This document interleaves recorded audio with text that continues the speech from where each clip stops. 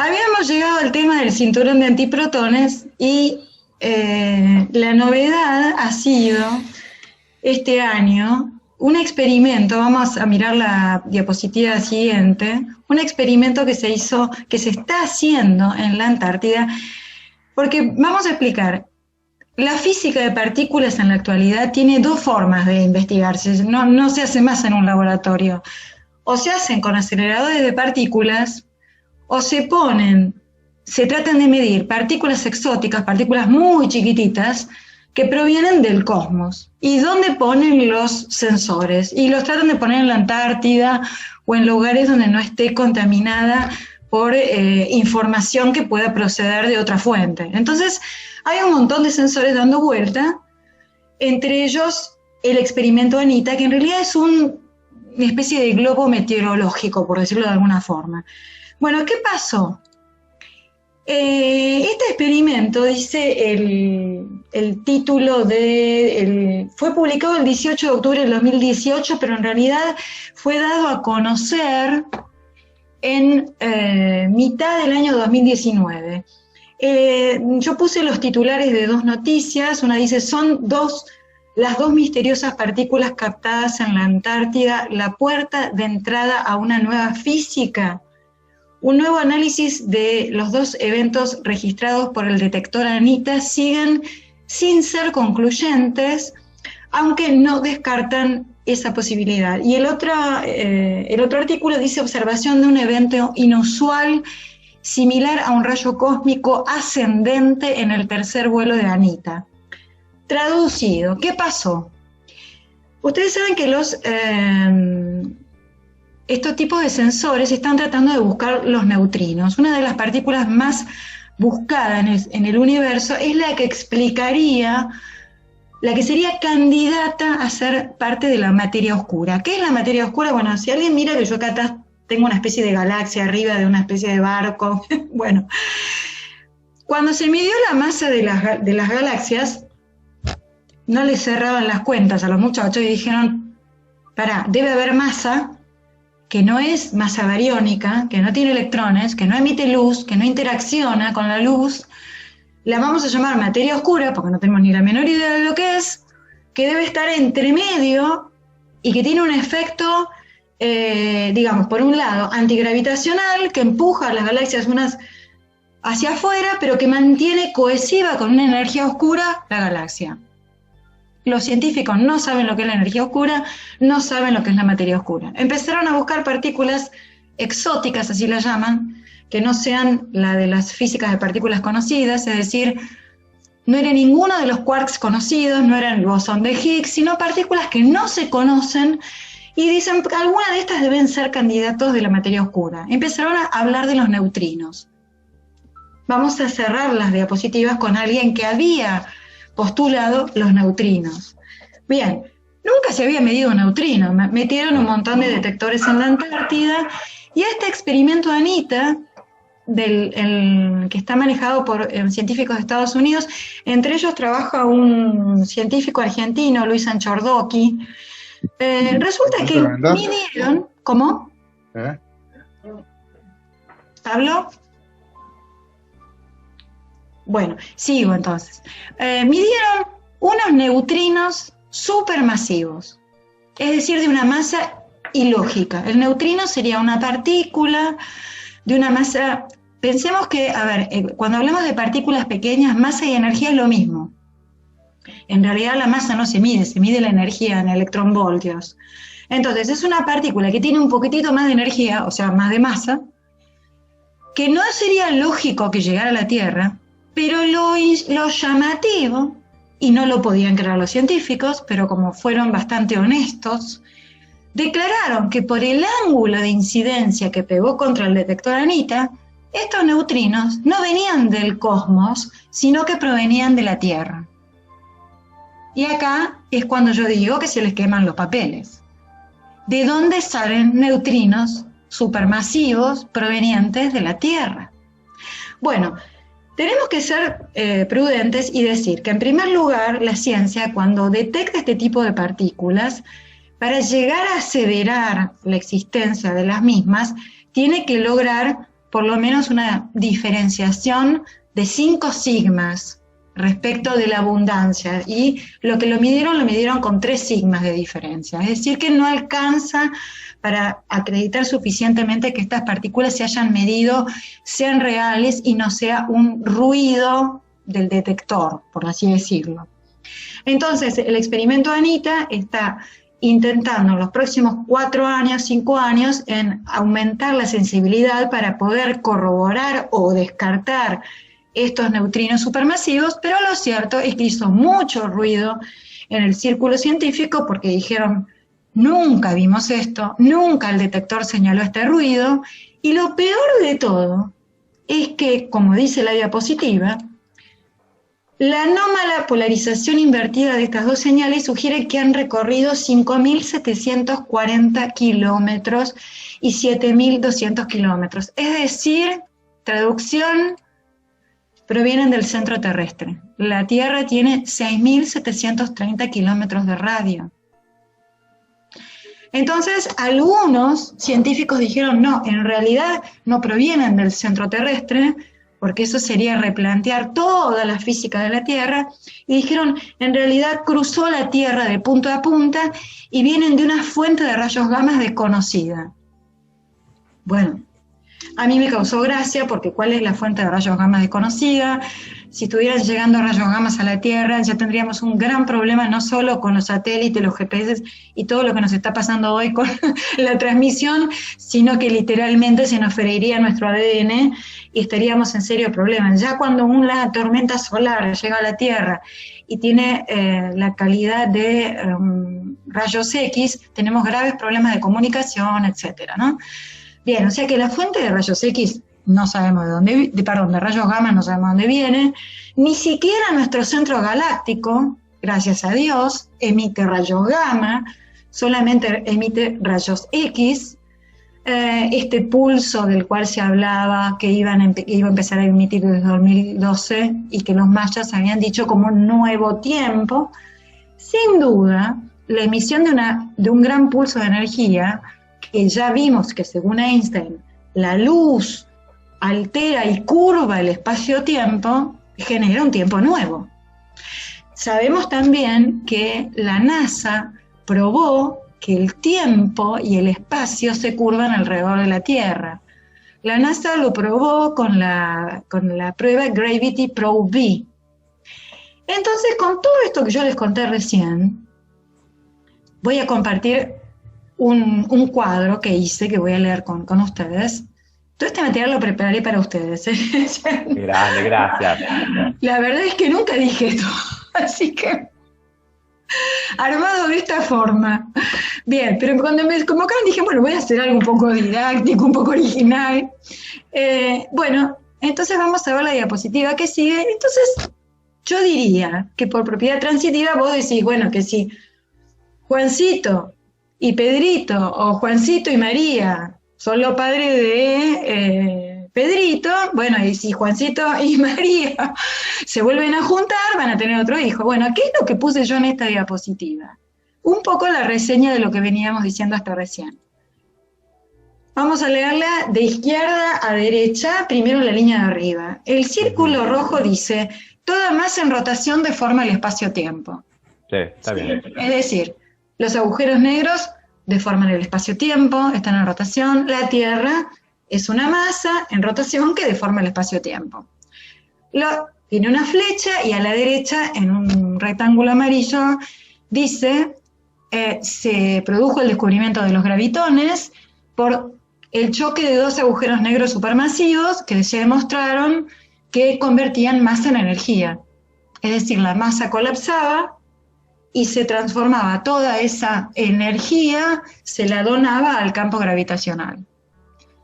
Y por lo tanto, el círculo azul dice, los agujeros negros, todo esto se ha comprobado, todo lo que está remarcado está comprobado por la ciencia moderna. Los agujeros negros liberan radiación, la radiación de Hawking, liberan antipartículas y son, en su centro, tienen una singularidad de densidad de masa y una curvatura espacio-tiempo infinita. A eso se llama singularidad. Entonces me voy a la línea inferior. En el círculo de la izquierda dice, bueno, ahora si yo traslado todos estos conceptos a la Tierra, ¿qué me puedo plantear? ¿Qué dudas me puedo traer para tratar de interpretar que lo que sucede en el cosmos no debe ser tan ajeno a lo que puede pasar en el planeta? Bueno, la Tierra deforma el espacio-tiempo a su alrededor. ¿Esto es real? Sí, lo probó la NASA en la misión Gravity Probe B hace unos, creo que unos 6 años más o menos. ¿Qué hizo? Mandó unos giróscopos, que son como si fuera un, ¿cómo se llama? Un trompo, como si fuera un trompo, un giróscopo, que gira sobre su eje, obviamente de un material que no tiene la más mínima. Se calcula que fueron los instrumentos de mayor precisión fabricados por el hombre, y se los mandó fuera al espacio, orientados, su eje de rotación, estaban orientados hacia una estrella. Por lo tanto, si el espacio-tiempo no está curvado, la dirección con la que se movían no se iba a perturbar, porque tenían que apuntar siempre a una estrella. Bueno, ¿qué se observó?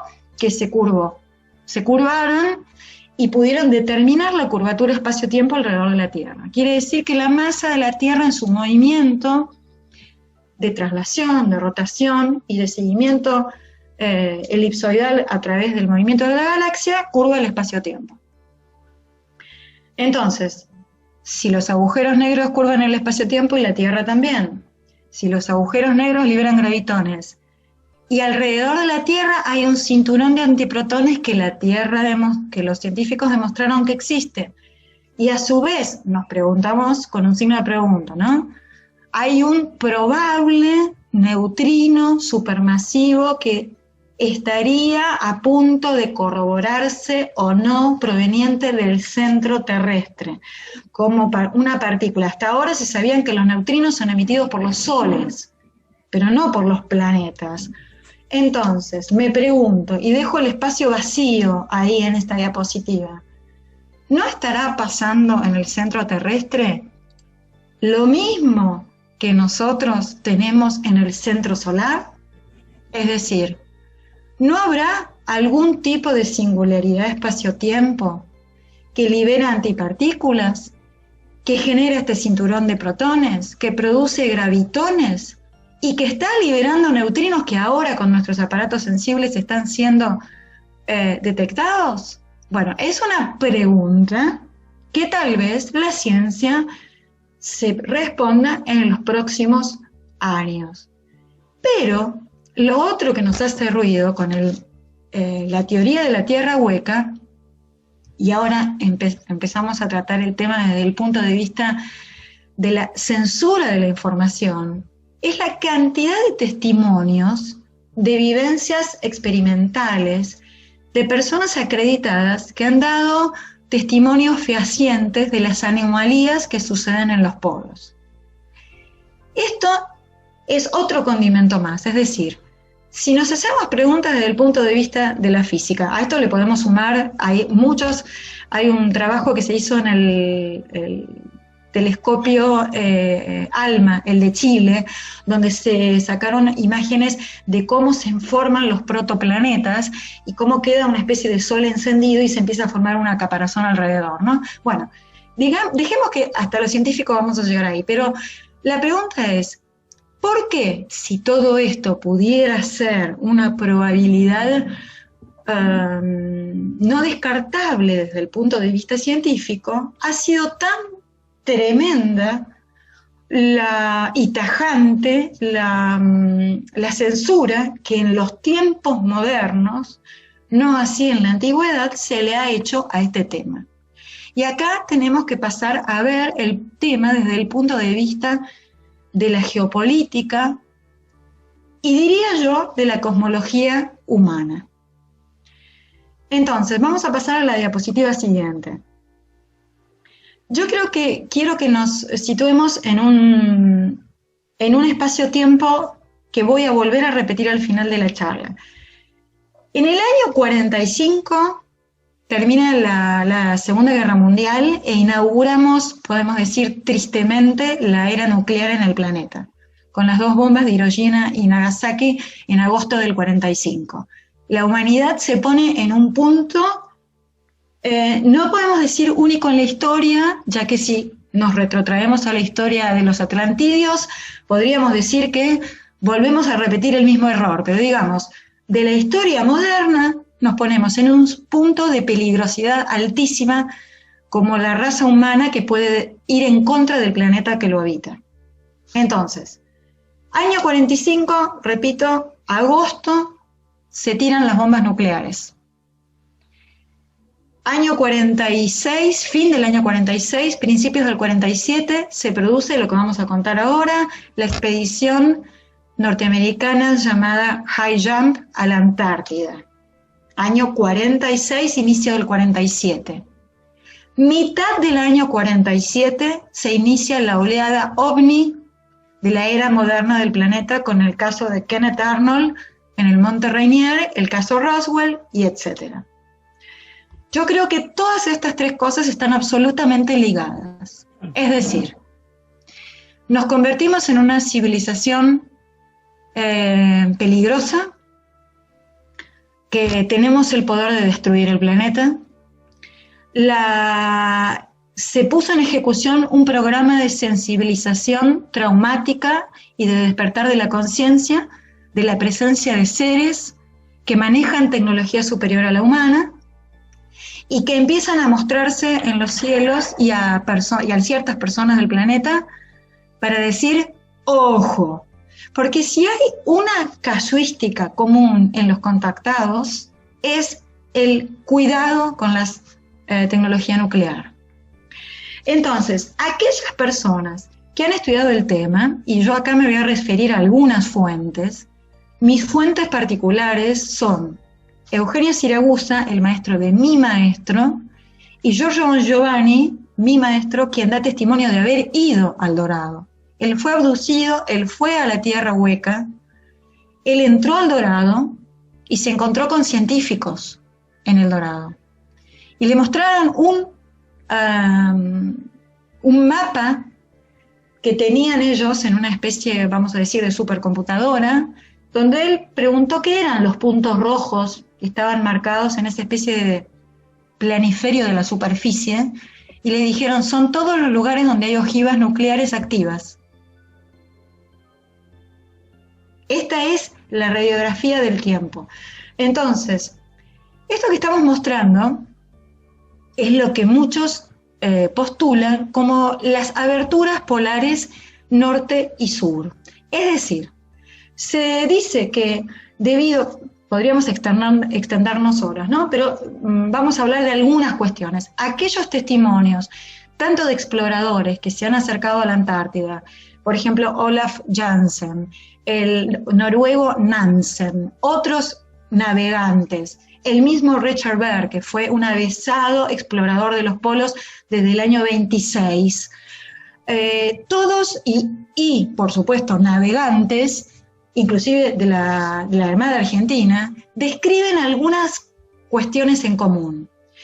Que cuando se van acercando al polo se produce una alteración de la brújula, lo que se llama la verticalización de la brújula. La brújula se les clava y marca el norte hacia arriba. Si nosotros estuviéramos caminando por el borde de la Tierra, acercándonos a esa abertura, la brújula marcaría, mientras nos estamos acercando hacia la abertura, el norte hacia adelante. Pero una vez que estuviéramos en la abertura, marcaría el norte hacia arriba. Y cuando estuviéramos adentro de la abertura, la marcaría hacia atrás. Es decir, se volvería loca, dirían los navegantes. Porque en realidad, el polo magnético no es un punto. Y es por eso que Cook y Peary, cuando llegaron, los dos dicen al polo norte, nunca llegaron ninguno.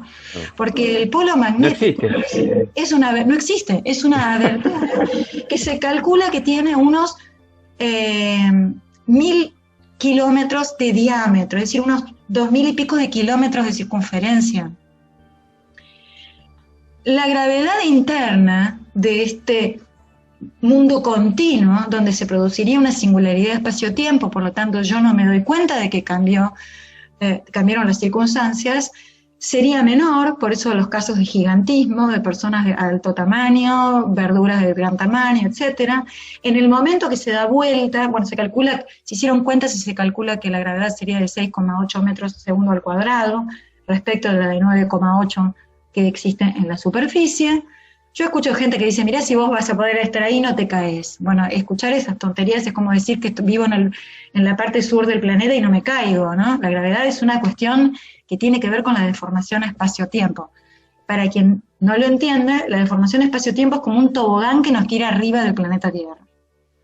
Es decir, no es una fuerza que nos tira hacia abajo, es una deformación que nos arruga contra una masa. Y bueno, la descripción de fenómenos anómalos es enorme. Por ejemplo, Nansen describió coloración en los hielos. Cuando se sacaron muestras de los hielos, se observó que había polen de especies subtropicales. Y esas especies subtropicales no se encontraban en el Caribe, es decir, eran especies extinguidas. Bueno, por supuesto, se encontraron restos de mamut completos, gelificados. Estos mamuts podrían ser animales que, habiendo salido por la abertura polar de un mundo supuestamente interno, repito, voy a hablar en potencial, quedaron atrapados en bloques de hielo de iceberg. Recordemos que los icebergs son de agua dulce, y el agua dulce se congela exclusivamente producto de las lluvias. Las lluvias que suceden en el Polo Sur, es la zona más desértica del planeta, llueven 2 pulgadas por año. Entonces, ¿cómo se forman estos icebergs? Bueno, evidentemente hay corrientes de agua dulce que están emergiendo por algún lado de dentro del planeta. Pero resulta que traen atrapados animales, polen, troncos, como describió Olaf Jansen, que ganó el Premio Nobel de la Paz, que dijo que cuando se estaba acercando al Polo Norte en Groenlandia se tuvo que sacar la ropa porque se moría de calor y vio troncos flotando que no sabía de dónde venían porque no había un solo árbol donde había témpanos de hielo. Es decir, hay un montón de fenómenos anómalos. Y acá llegamos a otra cuestión. Voy a decir el año para que lo tengamos presente cuando hablemos de Richard Byrd. Año 59 se firma lo que se llama el Acuerdo Antártico, donde los países del planeta acordaron, los países, los del G8, ¿no? Los poseedores de la bomba atómica, firmaron el único acuerdo mundial para establecer una zona planetaria desatomizada, es decir, donde bajo ninguna posibilidad ninguno de los miembros firmantes puede tirar ni usar armamento nuclear. No se puede arrojar bombas nucleares en la Antártida, salvo decisión unánime del grupo. Entonces, ¿para qué? Si vos estás firmando que vas a proteger una zona del planeta para que no se tiren bombas nucleares, ¿bajo qué circunstancias se pondrían los países firmantes en acuerdo para revertir esto? Y por el otro lado, es evidente que no ha sido una cuestión ecológica, porque en todo el planeta Tierra no les importa contaminar la Patagonia, contaminar Siberia, donde viven las grandes poblaciones. Es decir, no ha sido por preservar ni siquiera recursos mineros. Acá ha habido una gran fuerza coercitiva que los ha impulsado a no meterse con la Antártida. Testimonio de esto lo ha dicho Miguel Serrano, que fue embajador de Chile ante la India. Miguel Serrano, podemos decir casi que era un pro-nazi, era un hombre de profundos sentimientos nacionalistas, que se hizo muy amigo del presidente de la India, el primer presidente de la India, Nehru, y de Indira Gandhi, y según sus testimonios, él fue el que empujó a Nehru a presentar 2 veces en la ONU este acuerdo, y gracias a la presentación que hizo Nehru por parte de la India, es que se logró el acuerdo de lograr establecer esta zona militarmente desnuclearizada. Ahora, ¿qué sabía Miguel Serrano para presionar a Nehru, para presionar al resto de los países? ¿Qué sabían el resto de los países para acordar y sacar a la Antártida? No solamente de la ONU, porque ustedes vieron que el mapa de la ONU no figura la Antártida, sino para dejar esta zona libre de contaminación nuclear. No ha sido sin duda un espíritu ni caritativo, ni heroico, ni humanitario, ni a favor de la humanidad. Ha sido sin duda un poder más allá del humano que les ha demostrado que con la Antártida no se podía. Y acá nuevamente me voy a basar en mi fuente, que es Giorgio Bongiovanni. Vamos a pasar a la imagen que sigue. Bueno, vamos a hacer un poquitito de historia. En el año 38, la Alemania nazi, que ya estaba en el poder, manda a Richter, un comandante de la Armada, a investigar la Antártida. Cuando este hombre va con un barquito a la Antártida, regresa, y en el 39 mandan el famoso barco Nueva Schwabeland, y se adjudican 600.000 kilómetros cuadrados, toda la zona, digamos, este de la Antártida, van tirando banderas, y se adjudican toda esa porción para la Alemania nazi. Dicen, no había ningún tratado, el primero que ponía el pie decía, esto es nuestro. El territorio de la reina Maud. El territorio de la reina Maud, exactamente. En el 42 regresan con militares, con científicos, con ingenieros, con materiales de construcción, con rieles ferroviarios. Y en el 44, el almirante en jefe de las Fuerzas Armadas de la Alemania nazi, el capitán Dönitz, que no fue juzgado en el juicio de Nuremberg casualmente, preguntémonos por qué, declara en una reunión de cadetes en la Escuela Naval de la BOE, cerca de Kiel, y había periodistas, por esto se levantaron estas declaraciones, declara, hemos construido en la Antártida un Shangri-La para nuestro Führer, una fortaleza inexpugnable. Fueron estas, para mí, las declaraciones que motivaron en la élite que había generado la guerra, es decir, el eje occidental, la conciencia o la creencia de que, obviamente, el movimiento nazi se había generado refugios y había establecido en todo el planeta el plan B. Cabe decir, y lo voy a decir, esto acotar muy por arriba, pero para quienes les interesa el tema, en el libro Las Crónicas de Akakor, Karl Brugger, un alemán que se pone en contacto con un periodista, se va a la zona de Amazonia y se contacta con un cacique de una tribu, Ungala, el cacique se llamaba Tatún Kamnara, que le explica que en la década del 40 caen 2.000 soldados nazis a la Amazonia y no regresan más y se ponen en contacto con la civilización intraterrena.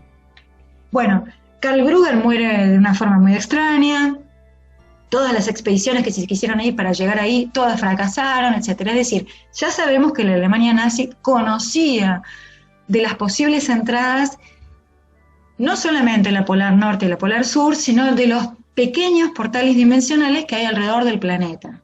Entonces, ¿qué es un portal dimensional? Una singularidad espacio-tiempo. ¿Cómo se forma? Por un pulso altísimo de energía. ¿Cómo sucede ese pulso altísimo de energía? Es una voluntad, es una inteligencia. Entonces, no es casual, no es, no es azar que los lugares por ejemplo, de aparición de la Virgen, que los lugares de peregrinación mundial de las grandes religiones estén posicionados en lugares que tienen que ver con portales dimensionales. Porque si una entidad de altísima energía se manifestó en un dado lugar del planeta Tierra, se produjo un mini portal dimensional. Este fue la crítica que se le hizo al acelerador de partículas cuando dijeron, ojo, que ustedes acelerando partículas pueden producir mini agujeros negros. Y los científicos dijeron, no, no hay problema porque se reabsorben, pero no, ojo, muchachos, estamos jugando con fuego. No sabemos ese pulso de energía cómo va a impactar en el espacio vacío cuántico. Entonces, con todo este panorama, ¿qué pasó? Final de la Guerra Mundial, Richard Byrd, avesado explorador, ya tenía 12 años de retirado. Era un civil que estaba en su casa viviendo, y la Armada, y el ejército norteamericano, las Fuerzas Armadas norteamericanas y el FBI y la CIA lo llaman y lo ponen a la cabeza de una operación armada de casi 5.000 hombres, la famosa operación High Jump, que parte el 2 de diciembre del puerto de Norfolk para llegar a la Antártida con 5.000 hombres, casi 5.000 hombres, 13 buques, entre ellos portaaviones, submarinos, rompehielos, bueno, hidroaviones, etcétera. Pero él era la figurita, digamos, publicitaria, porque era famoso. Era como Lindbergh, era el hombre que había ido a los polos. En los años 20 y pico, el único tipo que había estado un mes detrás de la barrera de Ross, solo en una cabaña, y que no había muerto, era Richard Byrd. Entonces, lo ponen a Richard Byrd, le dicen anda vos, pero el que era el militar en jefe era el segundo de Richard Byrd, que se llamaba Cruzen, el comandante Cruzen, que de hecho le ponen de título, de cargo, comandante de operaciones número 68. Cuando en la milicia norteamericana le colocan a alguien el título de comandante de operaciones es porque va a haber un enfrentamiento bélico. No era ninguna operación científica. El problema de la operación High Jump es que Richard Byrd habló a la ida y a la vuelta. A la ida con los chilenos y a la vuelta con los chilenos. El diario Mercurio y las declaraciones que él tuvo con Lee Van Atta, el periodista que lo entrevistó del diario El Mercurio. Allí yo coloqué, estamos viendo, 2 recortes del diario El Mercurio, donde él declaró, tengo por aquí las declaraciones para compartir con ustedes, bueno, que él había recorrido 2.740 kilómetros más allá de los polos. No intento asustar a nadie, pero la amarga realidad es que de ocurrir una guerra, los Estados Unidos serían atacados por aviones que vuelan de un polo a otro en segundos, dijo Richard Byrd. Cuando volvió a Estados Unidos, su jefe, el secretario de Marina, James Forrestal, que era la persona que tenía la mayor cantidad de secretos en sus manos, porque él era el director del proyecto Blue Book. Él fue el director en operaciones de la recuperación de materiales del caso Roswell. No estamos hablando de un hombre que movía marines nada más. Le cree Richard Byrd y declara ante el Congreso.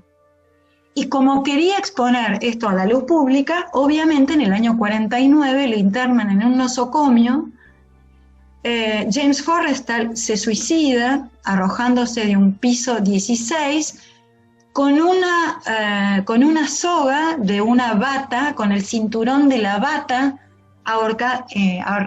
arrojada, digamos, amarrada a su cuello. Nadie se suicida con una cinturón amarrado al cuello, ¿no? Bien. ¿Por qué comento todo esto? Porque las dudas que se generan sobre las declaraciones de Richard Byrd surgen de su diario secreto que se publica a posteriori. El diario de Richard Byrd, que es un diario de la operación High Jump, fue publicado por Giannini Palmer a la muerte de Richard Byrd. ¿Pero qué hace Richard Byrd para que no lo maten como le pasó a George Forrestal? Hace unos trucos en el diario y modifica el lugar donde él se encuentra. Él describe todo exactamente lo que vive, pero en vez de decir que el 19 de febrero de 1947 estaba en la Antártida, en el diario dice que estaba en el Ártico. Eso es imposible porque él estaba en la operación High Jump. Pero cualquier servicio de seguridad que le hubiera sacado el diario, él tenía como argumento esgrimir que eso era una novela que él había inventado y que era obvio que era una novela porque él estaba en la Antártida, no estaba en el Ártico. De esto se agarran muchos investigadores diciendo que lo que vivió Richard Bert es un invento.